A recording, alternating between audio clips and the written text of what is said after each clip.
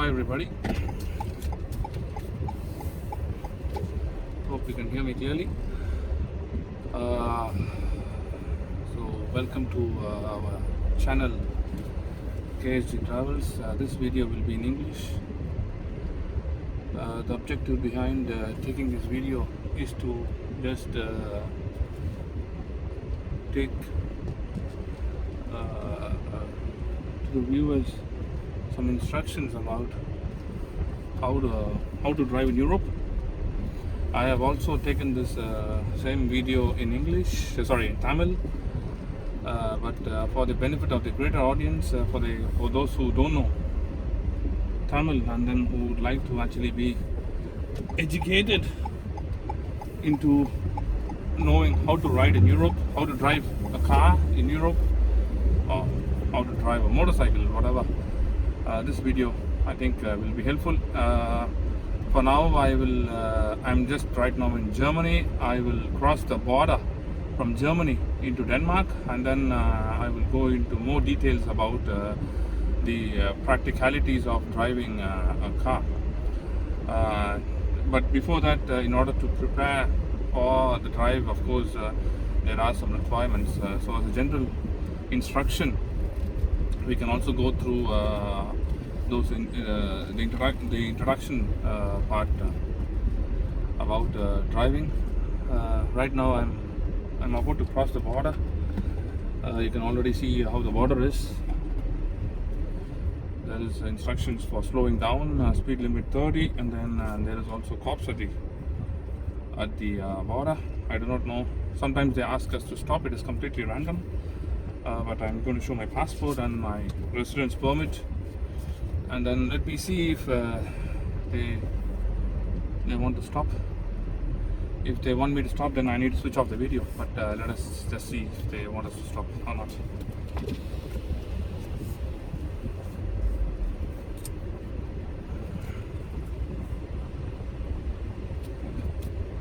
So they didn't ask me to stop. We can just proceed, and yeah, so we are now in Denmark. As you can see, there are speed limits that are already clearly mentioned: 50, 80 and 130.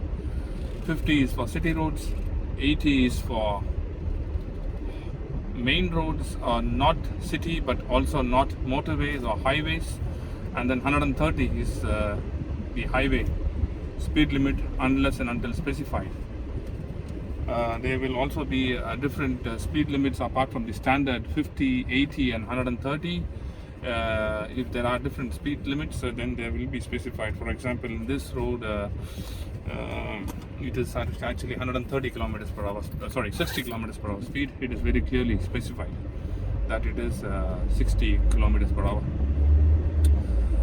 Otherwise, there will be standard 50, 80 and 130. And then over there, to start off with, I will go into the introduction part later, but just to cover on the city part, here you can see there are broken lines and two lanes. The broken lines indicate that, of course, overtaking is allowed from one lane to another lane. By default in Europe, except in England, the default you drive on the right hand side of the road, and then the extreme right hand side of the road is a slow lane, and then if any other vehicle would like to overtake, they need to overtake me on the other lane. So the lane that I'm driving right now is the slower lane, and then the lane that is to the left of me is the fast lane. As you can see, the other guy who's actually now trying to overtake, he's overtaking from the left lane, and I will also do that in order to proceed faster. Now you can see already that we have a 70 as a speed limit, and then there is also designated cycle lanes on the other side. That's a 2-lane cycle lane road, and then by default all cars that are driving will be driving by default on the slower lane, and then before they proceed to the unless and until they overtake. And then out here you can see on 200 meters there is a road that is going to merge. So the lane that I'm in is going to merge to the other lane, and that means the cars that are behind me are going to slow down in order to give way for me to pass through. out here is a rescue vehicle. Probably there has been an accident, and that's why the other car in front of me also also slowed down. Probably it is a known person. Now I'm going to exit on the right. There are clear demarcated arrow marks that means that I need to turn to the right over here. The other lane to the left of me is a lane that means that the cars need to go straight. I need not put an indicator here. It's just as an additional safety mechanism that I'm doing it. Otherwise, if you're already on a dedicated right lane, that already knows that the cars that are around you, they already know that you are going to turn right. So there's no need for you to have an indicator on. So here, out here, this is what you call as a main road. Here the default speed limit is 80. So I will now switch over to 80 kilometers per hour. And you see there are lines that are switching over from broken lines to thick lines, and then there are thick lines on one side and then broken lines on the other side. Let us see what it means. So right now, if you can see, there are thick lines on both sides. That means overtaking is not allowed on this road, either from that side or this side. So I cannot overtake any car, even if a car goes slow in front of me, and then the same rule applies also for the car coming on the opposite side. But then now, as you can see, the lane for me is broken down. That means I can overtake. If there is a car in front of me, then I can overtake that car by going to that lane and then coming back to this lane. But of course, it's only when I have no cars on the opposite side. But they cannot do it because for them it was a thick line until now. But now it is a broken line for both. So cars on either side can overtake by coming onto the other lane and then going back, if the road is free, if the condition allows, if the traffic allows. That's what it means. You can also see that there are dedicated cycle lanes on both the sides. By default, cars are not allowed to stray onto the cycle lane because it is a lane that is dedicated for cycles. And unless and until you have an emergency, let's say you have a broken down car, or a car that is in an accident, or if you want to really stop for an emergency, or let's say if there is an ambulance that is coming, you need to make way for the ambulance, then you can just simply go down temporarily and then come back. But otherwise you can stop also if your car is broken down and then call in for a rescue vehicle. So those things, in those situations, of course, it is okay for you to go on to that emergency stop lane, which is also a cycle lane. Otherwise you're not allowed to do that. Now there is also now a transition for the other lane. Now out here I can actually simply go, because for me the line is a broken line. I can have to very quickly do that, and then I can overtake. But if I had been driving on this spot where the tractor was coming, then I would not have overtaken. I should have waited for the line to become broken again. So this is a rule in terms. This is what the rule book says for overtaking. When there is a broken lane, simply you can overtake. When there is thick lines on either sides, you cannot overtake. Of course, thick line on the other side doesn't matter, but thick line on the left hand side, you cannot overtake. Overtaking is not allowed. The question is, of course, there are no cops here. What will you do? Of course, there are no cops here, but then the fact is that you're doing a mistake, and then if you get into an accident, if you get into if you knock somebody off, then you will be the one that will be on the wrong side, and then of course you will be fined. Fines in Denmark are pretty heavy.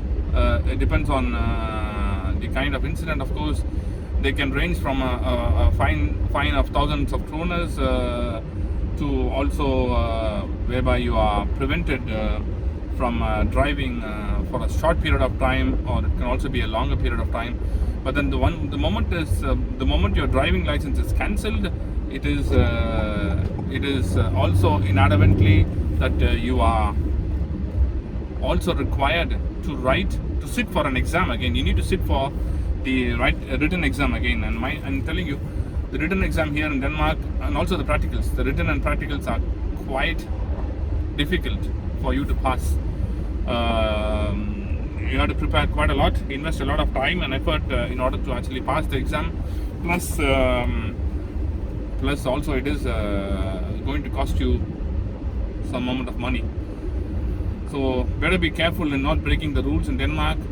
Yeah, you can not get caught 100 times, but then 99 out of 100 times you will not get caught, but that one time you get caught, you pay dearly. So it is better. And also very few people here break the rules. 1% hardly break the rules, and then they are very evidently known. So it is very better to actually be just simple and then follow the rules. Out here following the rules is easy. So the road is going to be pretty smooth. There is nothing much to say in terms of rules and roads over here, but I can just tell you a little bit about how to drive in general. So out here, when you're coming from India, example, or out from any other country, and then if you are not experienced in driving in Europe, don't be scared. It is pretty easy to drive a car in Europe. You just have to follow the rules. The first step, of course, if you're going to come for a short time,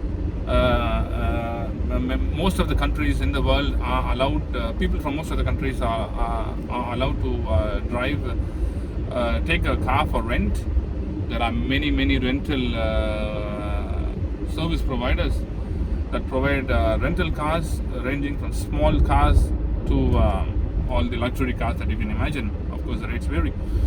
So the need is that you need to have a driver's license. That's it. They will actually take away your driver's license. They will give you a copy of the driver's license, or they can also take away your original, and then they will give you a copy, or they can make a copy of your driver's license and then give you back your original. So you need to actually produce the original license, and then you can actually simply pay the money and then drive a car. It's as simple as that. Of course, your driver's license, at least in Germany and Denmark, I know, in order for you to hire a rental car, it needs to be at least 1 year old. So if you have a driver's license that is less than 1 year, then you will not be given a rental car. So please watch out for that. Apart from that, there are no other requirements when it comes to actually taking a car, deciding what car. Of course, you can decide by looking at the websites, and then also decide by make sure that you also take an insurance cover when you actually take a car for rent, because it will protect you. Of course, there is a small amount of money that you have to pay extra for the insurance, but it protects you from accidents in the sense that you don't have to actually shell out money for the damage of the car, or for the damage of the car of the other person, or etc. etc. So it really protects you. Then make sure that you get a full insurance so that you're completely protected. So whatever may happen, you can simply walk away by handing over the key, assuming you have the insurance. So make sure that you have the insurance.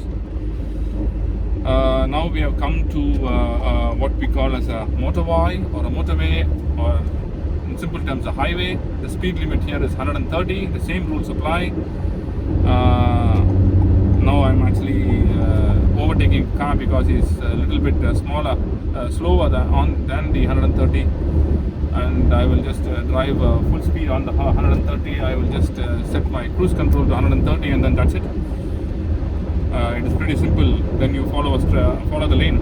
Also, the other lane is actually the faster lane. As you can see, there are no cars driving on the other lane, on the fast lane. The cars will always by default be driving on the slow lane. If you would like to overtake, then you come to this lane, the faster lane. You overtake the vehicle, and then you come back to the slow lane. As simple as that. Then the lane to the right of me with the thick lines, and then with a slightly different color, that is an emergency stop lane, or what we call as a working lane. So vehicles that are working on the road, vehicles that have to be stopped on the need of an emergency, such as a breakdown or an accident, or if at all, let's say you have to pay way for an ambulance, etc. etc. In those cases, you use them basically only in the case of a real emergency need. Otherwise, you cannot stop for, let's say, for taking rest, for taking, let's say, for sitting and eating, or catching some sleep. No, for those.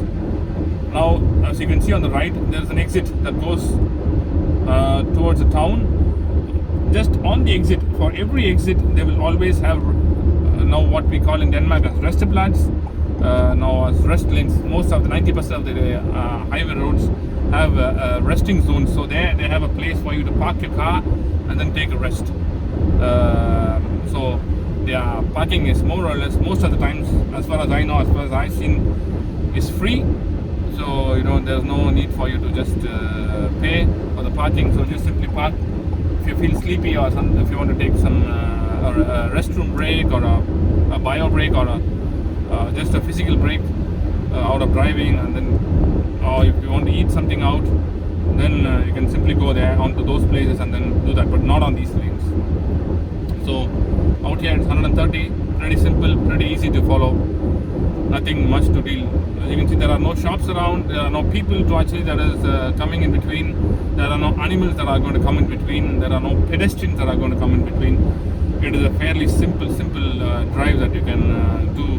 It's also a pretty beautiful day in terms of temperature, and also sun is out. So out here today is a very good day, I would say, for a drive. So coming back in terms of the requirements for you to get a car or drive, like I said, for the rental car, that's how it is. If you, let's say you come for a long term basis, now for people who actually come on an expat contract, or people who come for a short-term stay, that is, your work permit or residence permit will really say that it is a short-term stay. Only that will determine whether your stay is a short-term or a long-term stay. So please watch out what sort of a residence permit you get or a work permit you get. So usually people on an expat contract, they are allowed to drive in Denmark without exchanging their driver's license. Usually that is for 1 year or 2 years. So if you're coming on an expat contract, what do you mean by expat contract? Those who are coming on an expat contract, But otherwise, people who are not on an expat contract but are on a regular contract, they need to actually exchange. Out here, I would like to say something very important. So out here you see that they have actually specified that the speed is actually going down. It's usually a motorway, it's 130, but then they are specified very clearly that it is now driving at 80. And these conditions, you better watch out. Don't ever break the speed limit, because they will have cameras most of the time, and especially on those zones where we have people working, where we have a construction going on out here anywhere, and then where they have specified an extraordinary change in the speeds, make sure that you don't break the speed limit. But because if you do, their fines will be very severe. Out here, I know a friend of mine, she broke the speed limit like this out on a 40. She was driving 60. They cancelled her driver's license. They fined her 12,000 DKK, and then she was asked to write both the theory exam and the practical exam again. So 12,000 DKK is in INR around 1.5 lakhs, more or less, close to that. So the fines are very heavy. So make sure you don't break the rules like this. Otherwise, if you, let's say, if you go on a normal road, when there are no extraordinary speed limits, you see there now there was actually a post with a black line crossed, and that means the speed limit no longer applies, and now then we can go back to 130. That's what the rule book says. So coming back, if you normally, let's say on this road where there is 130, and then I break the speed limit by actually going 1 or 2 kilometers extra, as per the rule book, if you go 1 kilometer extra or 2 kilometers extra, it is fine. They don't care, 1 or 2 kilometers, because they always allow room for errors in the measuring devices. That's what we call as calibration, right? So they allow calibration errors at more or less, that is 1 or 2 kilometers. But then beyond that, for every 1 kilometer extra you pay 1000 DKK fine. So that is a rule. Of course, in practically there is high chance that in reality they don't bother. Let's say 130 to 135. If you go 5 kilometers extra, they don't really bother. We can say that, but I do not really know. But as per the rules, for every 1 kilometer extra that you drive, the fine is 1000 DKK extra. So if you, but then there is also a limit on that. They don't cancel your driver's license. They also don't take away points.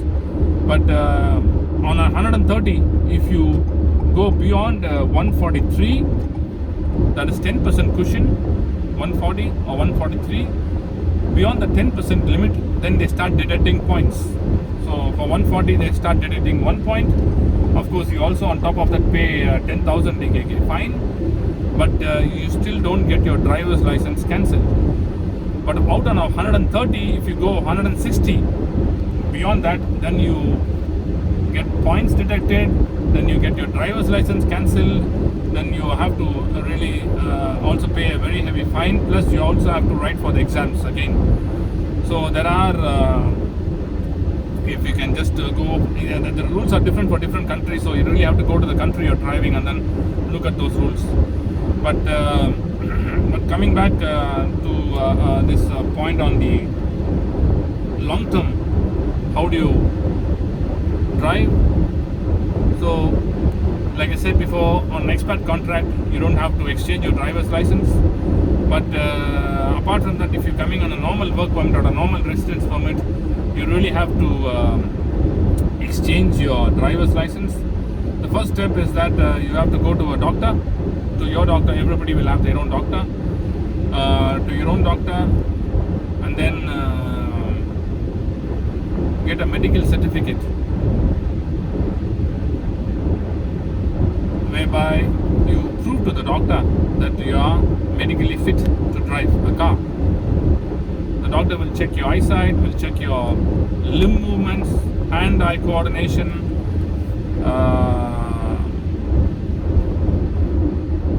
they'll also check your legs, basically whether you're fit to drive.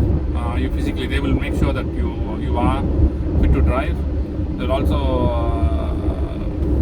ask you about how addicted you are to alcohol and stuff. So based on these questions that you answer, and then based on their condition, the assessment, you will be given a license, assuming if they find you to be fit. And it costs around 500 DKK, that is INR 6,000, close to that, for you to get this medical certificate. And then you use that, you take that to the commune or to the local government office, where they deal with all kinds of stuff in terms of the government. That is your local government office for your particular area you live. And then you hand over your Indian driver's license or whatever country you're coming from, because and then you exchange that to a Danish license, temporary license. For countries in the A zone, let's say you're coming from Australia, USA, Brazil also. So for countries in the A zone, they are classified A, B, and C. In the A zone, you don't have to exchange. You are allowed to simply drive with your own license. There is no need for. You are allowed to drive without the need to write an exam, because you simply have to exchange your license. But more details of that, you can go into the local country website and then look into the driver's license requirement for each country. But here I am out on a city road. You see there's a left symbol, Sonneborg, with a city limit sign that simply says that we have reached the city limits. That means you cannot drive beyond 50 kilometers speed.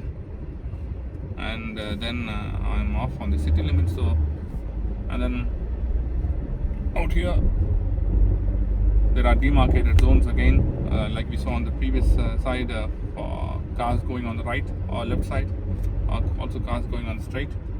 There will also be arrows pointing out where the road is leading to. And then out here on the straight there is a lane that is merging. So the car that is just shifted to the left lane is turning. It is a hard left for that car. Because this road where I'm driving is actually either straight, or I could have gone to the right if I needed. But I cannot go from the lane I was driving to the left. Then, as you can see on the left side, you can see a sign which says with an X mark, X red with the color blue, that simply says that parking and stopping is not allowed on this road. That's what it means. So you cannot stop the car, or you cannot park the car anywhere here. If you want to park or stop, of course you have to go inside a place, but simply you cannot park the car to pick up somebody or to drop somebody off, or you cannot park the car to go into somebody's house on the road. You cannot do that. You should not do that. That will be a heavy fine.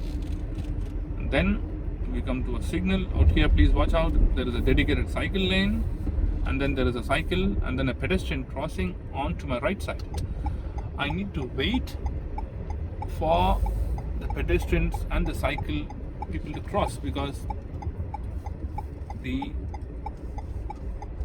road is common for both of us. And then I also need to watch out. I just have to watch out that there are any pedestrians or cyclists that are coming on my blind spot. You see that I just did a slight turn towards my right. I just shifted my head to the right and then saw if there are any pedestrians that are coming on to my right, because out there the road is actually common.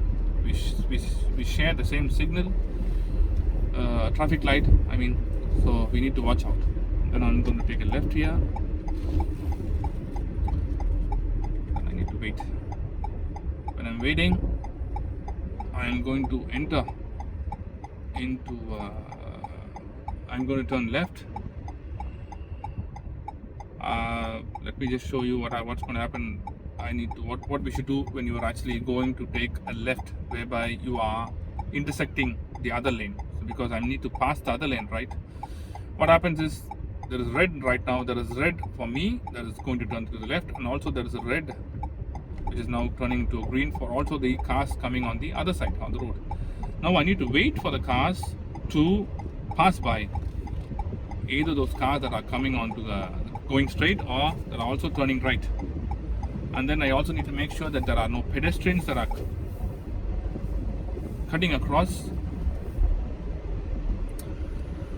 And then I have the last priority here. On these small roads, you are allowed to park the car, because there are no parking zones for a short period of time. And now we are entering into a, what do we call as a walking street.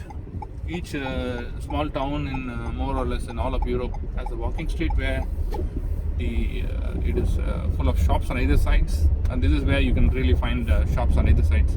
And here you'll have to be really careful, because the rule is that the priority is always for the pedestrians out on these roads. You are allowed to go, and then out on the straight, I'm not allowed to go on the straight road, because it is actually a no zone for the cars. On the other side, it is actually until for taxis they have a route. Out here on the right, there are designated parking zones, like as you can see. And then, as you can see already, if you can just pass by and then see, when I'm driving across, you can see that they have written Park P, and then below that you have a number which is called 1, and then they also put the time. That means that how long the parking is allowed for. It is really a 1 time. That means the parking for any car is allowed for just 1 hour. And then they also have, like it was mentioned 8 to 7 in the evening. So beyond 7 o'clock, you can really park the car for the whole night if you have the space, or rather beyond 6 o'clock, because After 6 o'clock it is 1 hour, and then it doesn't matter anymore. But then also they have some specific special timings on the weekends. Usually weekends, this applies for a really shorter period of time. Usually I do not know what was the exact time, but I think on the weekend it is usually 8 to 2. So after 1 o'clock you're allowed to really park the car for an indefinite period of time until Monday morning, because 8 o'clock, rather 9 o'clock, because again Monday morning it is again one time, so your time starts from Monday morning. Everybody has a parking meter pasted on their car. I have a parking meter. They can be manual or they can be automatic parking meters that are battery operated. So I have a parking meter that is battery operated.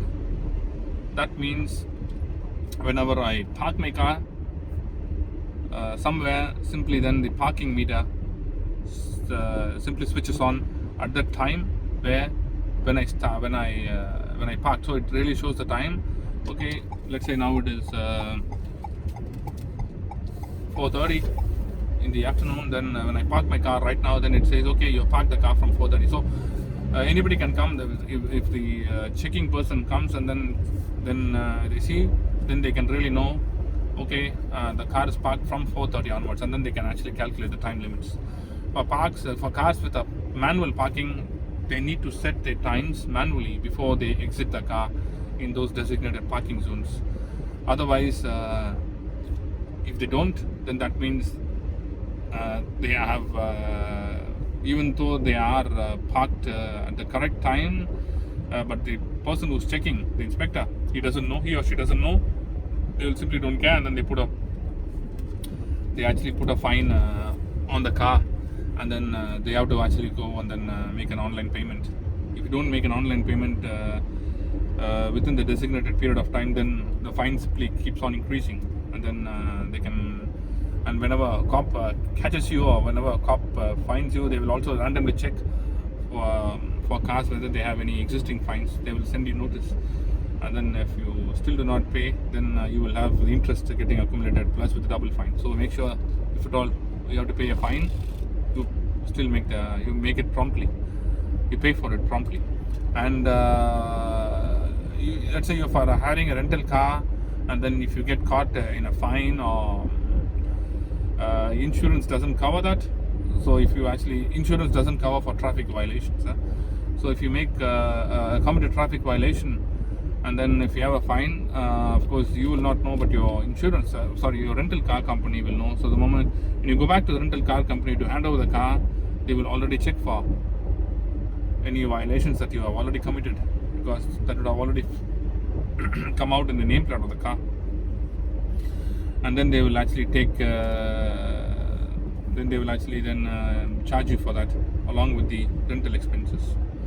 So you cannot escape really the traffic violation fines that you do, whether you actually coming for a short term also. Even if you don't have fine, let's say you commit a fine 1 hour before, of course the rental insurance company will still take a deposit, and then will still take the fine from you, because they will also have charged your credit card. Let's say you are supposed to pay 30,000 for the rental. They will actually blank out your credit card for 50,000. They always take a little bit extra in order to cover for these expenses, and they make sure that then they also take that extra amount. So this is I have come to the end, more or less to the end of my destination, and this is what I wanted to cover more or less for today. Let me know if at all you have more doubts, and then you can I will answer your questions in another video later. So also let me know if you have some questions regarding some rules on us to know how to drive. I will also address those questions in the next video. By default, just give give a lot of importance to cyclists, the priority, and also don't honk. Honking is now is considered a bad behavior. So don't honk. Be gentle whenever you drive in Europe. Always give importance to pedestrians. Follow the road rules. Give importance to cyclists. Cyclists and pedestrians have a higher priority than the cars. You cannot honk. For children especially, even the children are running on the middle of the road, you have to wait for them. You're not allowed to honk, because you can cause panic in them, for not only for the children but also for the cyclists. So don't honk at all. Okay, I've come to the end of my destination. It was really nice capturing you guys in the video. See you soon. Thank you.